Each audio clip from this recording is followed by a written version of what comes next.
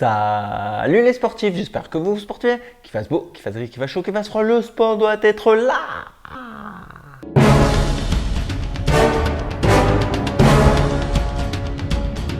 Red Light Revolutive 2.0.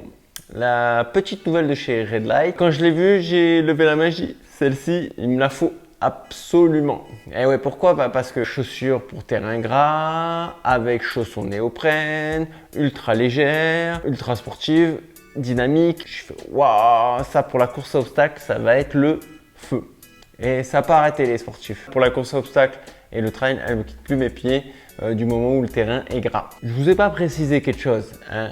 Si tu apprécies mes vidéos, n'oublie pas de t'abonner à ma chaîne, à mettre un pouce bleu sous celle-ci et à me laisser des commentaires si tu veux échanger avec moi sur le sujet. Revenons à nos moutons. La Revolutive 2.0. Franchement, on va faire le tour. Elle a vraiment beaucoup de points positifs.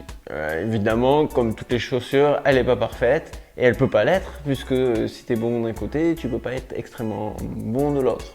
Commençons par l'extérieur, la tige très solide. C'est d'ailleurs la première impression quand on la sort de la boîte, on se dit ah, celle-ci on va pas la déchirer au premier prime, première palissade ou au premier caillou. Et ça se confirme, pour l'instant, moi elle n'a pas bougé et elle bouge pas. Elle pèse 290 grammes, donc comme je vous disais, elle est super dynamique, respirante, très respirante. Bon, quand tu vas dans l'eau, on va attaquer un point négatif. Forcément, c'est une chaussure qui englobe bien le pied. C'est une chaussure de trail quand même à la base, et c'est pas une chaussure de swing and run. Donc l'eau a du mal à s'évacuer, mais c'est pas méga gênant, elle sèche assez rapidement, donc ça va. Pour la course à obstacles, ça va même très bien pour une chaussure de trail. Le stack, quant à lui, est de 17 mm à l'avant, 23 mm à l'arrière, ce qui fait un drop de 6 mm. Le drop, c'est la différence entre les deux, tu l'auras compris. Calcul mathématique. Donc le stack, lui, il est assez élevé, ce qui fait que la chaussure est quand même confortable, avec un drop de 6, donc ça, on garde une dynamique, une mise en avant de la foulée, donc avec une attaque qui te permet d'avoir une attaque médio-pied. Chaussure évidemment à pas mettre en tous les pieds, on est quand même sur une chaussure assez spécifique. J'ai pas commencé par son style pour une fois.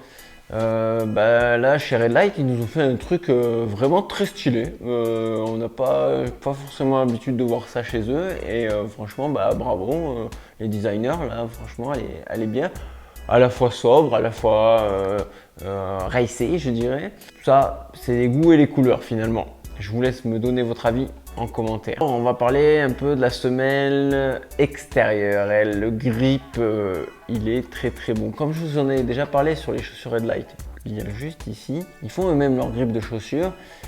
Et là, ils ont décidé d'y mettre des crampons de 6 mm. Alors, donc, pour vous donner un ordre d'idée, on est sur les plus gros crampons du marché et donc du spécial gras.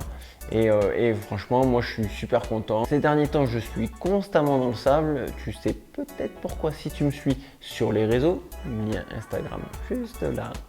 Et j'en suis très content. Après, évidemment, elle n'est pas faite pour aller courir sur le bitume. Tu comprendras bien que avec des crampons de cette taille-là, c'est pas fait pour ça. Mais tout de même, c'est pas gênant. C'est-à-dire que quand tu vas sur le bitume, t'as pas cette sensation de crampon qui te rentre dans le pied.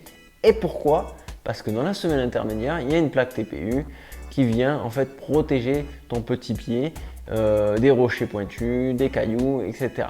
Et la semelle intermédiaire est, je dirais, dynamique, c'est-à-dire que elle n'est pas extrêmement confortable, je n'irai pas faire un ultra avec, mais elle est quand même bien présente et elle rebondit bien sous le pied. Donc pour moi, un juste milieu pour les distances intermédiaires. Je continue sur l'extérieur de la chaussure. On va parler du fameux Speed Lace qui en général fait pas mal de débats chez les concurrents là.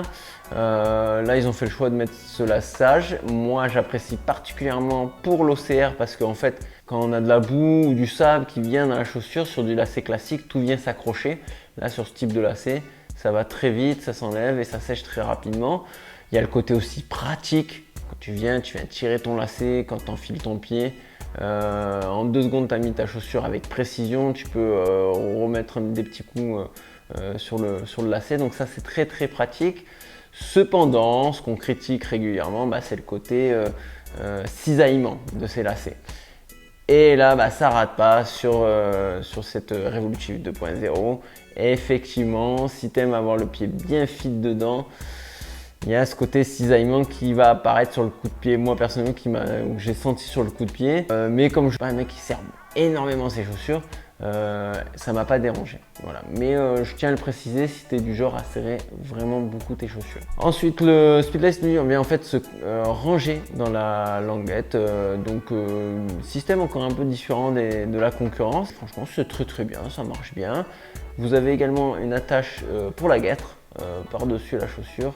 Donc là, ça fait son boulot également rapidement. J'ai pas eu l'occasion de les utiliser parce que je les ai pas. Il y a un pare-pierre à l'avant qui est très imposant et qui fait très bien son job. Il est très solide. Tu peux taper les rochers avec, il n'y a pas de problème. Hein. C'est digne de la chaussure de sécu là. Hein. Très costaud. On vient parler du collier cheville. Donc là, c'est un chausson de néoprène.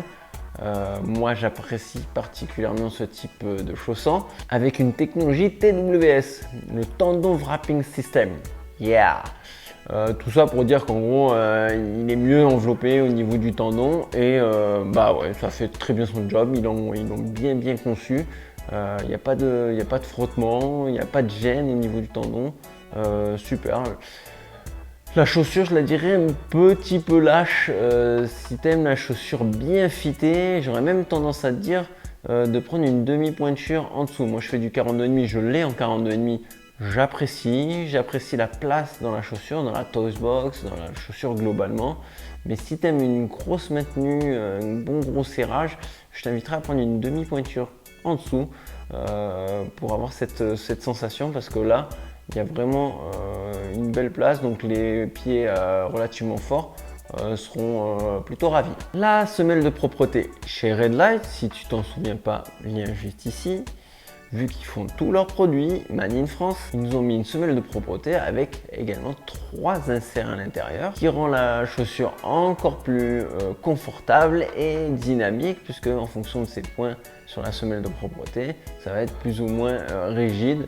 Quand je dis rigide, c'est une semelle de propreté, hein, donc c'est pas juste une semelle comme ça. C'est ce qui vient finir le confort et la dynamique de celle-ci. Tu mets des semelles orthopédiques, il n'y aura pas de problème également, tu peux interchanger parce qu'en fait ça fait tout à fait penser à ce type de semelle. Voilà, conclusion de cette Red Light Revolutive 2.0. Moi qui l'ai malmené sur tous les terrains, je l'ai beaucoup apprécié.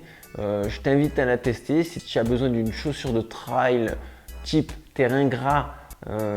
Pour je dirais, court à longue distance, même très longue distance si tu es un bon coureur, attention parce qu'elle est un petit peu quand même dynamique et un peu dure quand même pour partir sur du très longue distance. Quand je dis très longue, c'est plus de 60 km. Elle fonctionne très bien.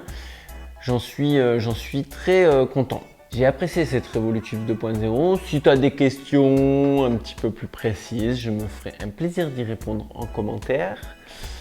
En attendant, je te dis trail, amour et saucisson. Sportez-vous bien surtout. Mâche!